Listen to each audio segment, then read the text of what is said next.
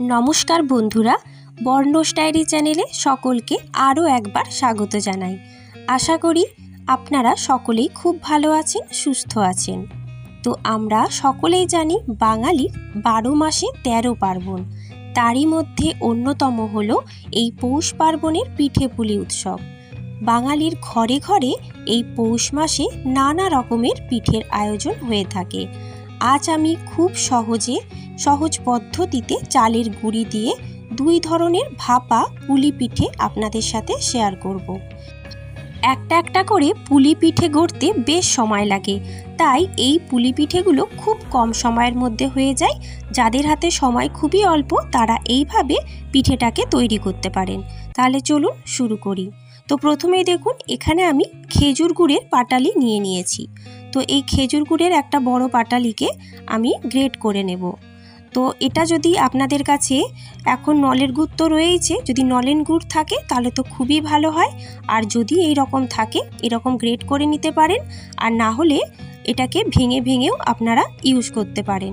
তো দেখুন, এখানে গোটা পাটালিটাই আমি খুব ভালো করে মিহি করে গ্রেট করে নিয়েছি।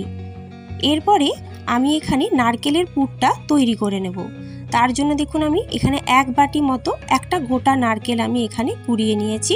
তো এটা আমি প্রথমেই কড়ার মধ্যে দিয়ে দিলাম। তো এরপরে দেখুন, আমি এখানে এই গুড়টাও এই নারকেলের মধ্যে দিয়ে দেব। তো এখানে যদি গুড়ের পরিমাণটা একটু বেশি থাকে তাহলে কিন্তু পুরটা খুব ভালো হবে। নারকেলের পুরের পাকটা যদি বেশি হয় তাহলে এটা খেতেও খুব ভালো লাগে, আর অনেক দিন পর্যন্ত পুরটাকে স্টোর করেও রাখা যায়। তাই গুড়ের পরিমাণটা বেশি হলে এই নারকেলের পুরের পাকটা বেশ ভালো হবে। আর যদি পুরটা গুড়ের পরিমাণটা কম হয় তাহলে দেখবেন সেক্ষেত্রে একটু ঝুরঝুরে হয়, তো ঝরে পড়ে যাওয়ারও সম্ভাবনা থাকে। এইভাবে এখানে আমি লো টু মিডিয়াম ফ্লেমে পুরটাকে অনবরত নাড়তে আমার কিন্তু এটা ভালোভাবেই পাক দেওয়া হয়ে গেছে। এরপরে দেখুন, এটাকে আমি একটি পাত্রের মধ্যে তুলে রাখলাম।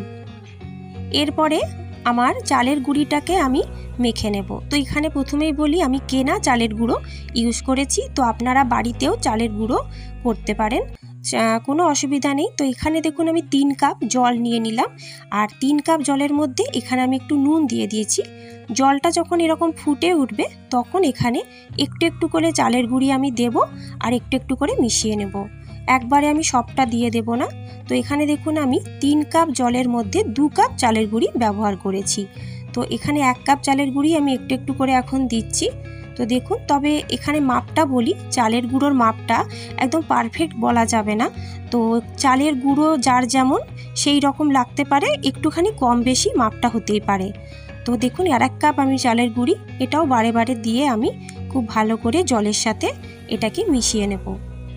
তো এখানে যদি চালের গুঁড়ো আপনাদের মনে হয় পরিমাণে আর একটু লাগবে তো লাগতেই পারে, আর যদি জলও লাগতে পারে মনে হয় তাহলে সেটাও লাগতে পারে। তো এটা আপনারা একটু কম বেশি করে নিতে পারেন। তো এখানে আমার 3 কাপ জলের মধ্যে আমি 2 কাপ চালের গুঁড়ি দিয়ে ঠিক এইভাবে অনবরত নেড়ে এটাকে একটু মাখিয়ে নেব।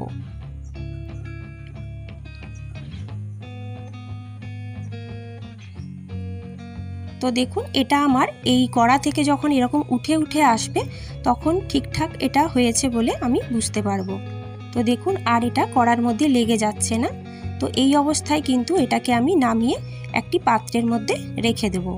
আর এটা কিন্তু গরম অবস্থাতেই খুব ভালো করে হাতে করে মেখে নিতে হবে।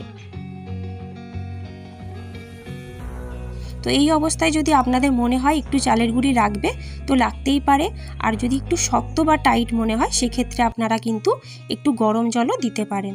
তো দেখুন, আমার হাতে একটু লেগে যাচ্ছে, সেই কারণে এখানে আমি একটু চালের গুঁড়ি দিয়ে দিচ্ছি। তো এই চালের গুঁড়িটা দিয়ে আমি এটা খুব ভালো করে আবার একবার মেখে নেব। ভালো করে এইভাবে মেখে নিলে পিঠেগুলো বেশ নরম হয়, আর পরের দিন পর্যন্ত পিঠেগুলো নরমই থাকে। তো দেখুন, আমার খুব ভালো করে মাখা হয়ে গিয়েছে। এরপরে আমি এটাকে 2টো ভাগ করে একে রুটির আকারে রুটির মতো সাইজের লেচি করে নেব। তো দেখুন, এখানে আমি ঠিক এরকম করে গোল লেচি করে নিচ্ছি। এরপরে চলুন এগুলো আমি তৈরি করে দেখাচ্ছি। তো এখানে আমি একটা লেচি নিয়ে এটাকে চালের গুঁড়ি দিয়েই খুব ভালোভাবে বেলে নেব। তবে রুটির মতো খুব পাতলা বেলবো না আর খুব মোটাও হবে না, মিডিয়াম সাইজের এটাকে বেলতে হবে। তো খুব মোটাও নয় খুব পাতলাও নয়। তো দেখুন এই রকম করে বেলে নিলাম। খুব সহজেই পিঠেগুলো হয়ে যায়। একটা একটা করে পুর ভরে পুলি পিঠে করার সময় অনেকের হাতেই থাকে না, তার ফলে অনেকেই পিঠে করার নামও ধরে না। তো এই ক্ষেত্রে এই রকমভাবে রুটির মতো বেলে ওপরে ঠিক এই রকম নারকেলের পুরটাকে ছড়িয়ে দিয়ে রোল করে নিলেই সুন্দরভাবে অনেকগুলো পিঠেই তৈরি হয়ে যাবে। দেখুন ঠিক এইভাবে সুন্দরভাবে নারকেলের পুরটা আমি বিছিয়ে দিলাম। এরপরে ঠিক হালকা হাতে এরকম করে রোল করে নিতে হবে। রোল করে এইখানে দুদিকটাকে খুব ভালো করে চেপে দিতে হবে। দেখুন এই মুখগুলোকে বন্ধ করে দিলাম। ব্যাস আমার একটা রোল তৈরি। এরপর আমি আর একটা পিঠে করে আপনাদেরকে দেখাচ্ছি। এই একইভাবে রুটির আকারে এটাকে গড়ে নেব। এরপর একইভাবে এখানে পুরটাকে আমি খুব ভালোভাবে বিছিয়ে দেব। দেখুন ঠিক এইভাবে আমার হয়ে গেল। এরপরে আবার এটাকে আমি রোল করে নিচ্ছি। রোল করা হয়ে গেলে দুদিকের মুখটাকে খুব ভালো করে চেপে বন্ধ করে নিতে হবে।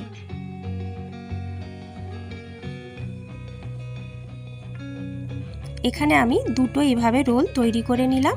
এরপর দেখুন আমি কড়ার মধ্যে জল গরম করতেই দিয়েছি, জলটা আমার ফুটে গেছে। আমি ঠিক এই রকম একটি পাত্র এর মধ্যে চাপিয়ে দিলাম কড়ার মুখের মধ্যে, দিয়ে এখানে দুটো রোল আমি বসিয়ে আবার ঢাকা দিয়ে দিলাম। তো এটা হতে থাক, ততক্ষণে আরও একটা পিঠে আপনাদেরকে আমি দেখিয়ে দিচ্ছি। তো এটাও একইভাবে রুটির মতো গোল করে বেলে নিতে হবে।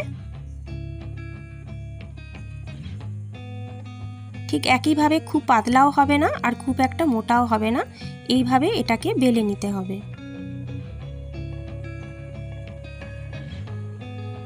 বেলা হয়ে গেলে এরকম কোনো একটি ঢাকার সাহায্যে হোক বা গ্লাসের মুখে বা বাটির মুখ দিয়ে এইভাবে গোল গোল করে কেটে নেব।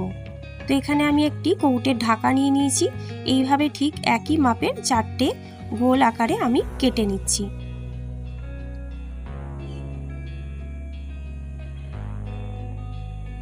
দেখুন কত তাড়াতাড়ি এই পিঠেগুলো আমার তৈরি হয়ে যাবে, আর একসাথে অনেকগুলো পিঠেও তৈরি হয়ে যায়।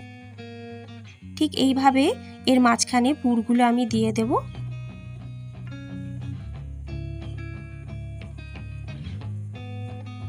দিয়ে একটার উপর ঠিক দেখুন এরকমভাবে আর একটাকে চাপিয়ে দু পাশটা ভালো করে চারিদিকটাকে মুখটাকে বন্ধ করে দিতে হবে। দেখুন ঠিক এইভাবে। এরপরে এই অবস্থাতেই কিন্তু আপনারা এটাকে ভাপে বসিয়ে দিতে পারেন। তো আমার মনে হয়েছিল আমি একটু স্ট্র দিয়ে ডিজাইন করব, সেই কারণে আমি ঠিক এই রকমভাবে স্ট্রয়ের মাধ্যমে এই ডিজাইনগুলো করেছি। আপনাদের মনে হলে আপনারা অন্য কোনোভাবেও ডিজাইন করতে পারেন, বা এরকম প্লেনও আপনারা এটাকে ভাপিয়ে পিঠে করে নিতে পারেন। তো এটাও ঠিক আমার ডিজাইনটা খুব একটা ভালো হয়নি, আমি বুঝতে পারছি। তো আপনারা সেটা দেখবেন। তো আপনাদের মনে হলে আপনারা এটা প্লেনও করতে পারেন। তো দেখুন আমার এইভাবে এই দুটো পিঠে কিন্তু আমার এরই মধ্যে হয়েও গিয়েছে, কালারটা চেঞ্জ হয়েছে বুঝতেই পারবেন। তো এগুলোকে আমি উঠিয়ে রেখে দেব। দেখুন আমার লেগেও যাচ্ছে না, খুব সুন্দরভাবে এগুলো উঠে যাবে।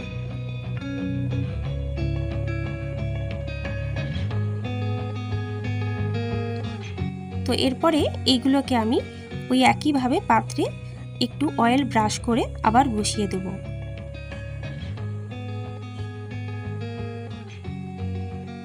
দেখুন এইভাবে আমি এই বাকি পিঠেগুলো চারটে এইভাবে তৈরি করে নিয়েছি, আর এগুলোকেও ঢাকা দিয়ে বসিয়েছিলাম 5 থেকে 10 মিনিটের মধ্যেই দেখুন কালারও চেঞ্জ হয়ে গেছে আর সুন্দরভাবে এগুলো উঠেও আসছে। তো এই পিঠেগুলো আমার সুন্দরভাবে তৈরি হয়ে গেল। তো এই দুই ধরনের ভাপা পিঠে করতে কিন্তু খুবই সহজ আর খেতেও কিন্তু খুব ভালো লাগে।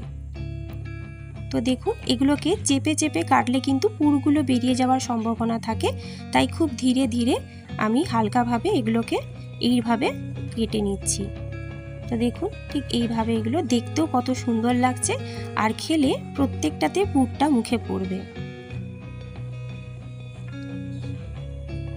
এগুলোকে রোল ভাপা পিঠেও অনেকে বলে থাকেন। তো তো একটা রুটি করে তার মধ্যে পুর দিয়ে কতগুলো পিঠে তৈরি হয়ে গেল। তো দেখুন, আর খুব সহজে যে কেউ এটা আপনারা বানিয়ে ফেলতে পারবেন। আর ওই বাকি 4টে পিঠেও এখানে সাজিয়ে দিলাম। তো আপনাদের আজকের রেসিপি এই 2 ধরনের পিঠের কেমন লেগেছে তো অবশ্যই কিন্তু কমেন্ট করে জানাবেন। আর ভালো লাগলে লাইক শেয়ার করে দেবেন।